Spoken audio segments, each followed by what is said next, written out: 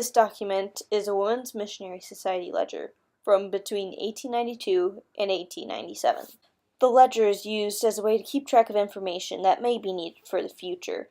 The ledger is mostly shorthand, has very few actual sentences. This ledger was about a May meeting and was led by Mrs. Morgan. Mrs. Brooks led prayer, and they had 6 team members present along with 13 visitors. The subject of the meeting was Africana women. This topic wasn't all that surprising, considering that Reconstruction just ended from the Civil War. Even after Reconstruction, there was still a lot of racism from Civil War era. The 1890s marked the true start of the Jim Crow laws.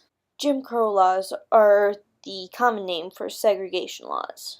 The segregationist motto, separate but equal, is a big block against African American suffrage. In the Deep South, every public place or facility had 2 areas, one for whites, one for colored folk. The 1890s was also a time period when the international community started paying attention to women's suffrage. Unfortunately, the United States was a little bit behind on the suffrage movement, so they didn't care. This was the start of big fights in between the people who wanted African American rights and women's rights. Many of them only championed one kind of suffrage, African American or woman. So there was a big divide in power on suffrage movements. Moving away from topics that get everybody hot and bothered, they managed to collect $135 in the offering plate.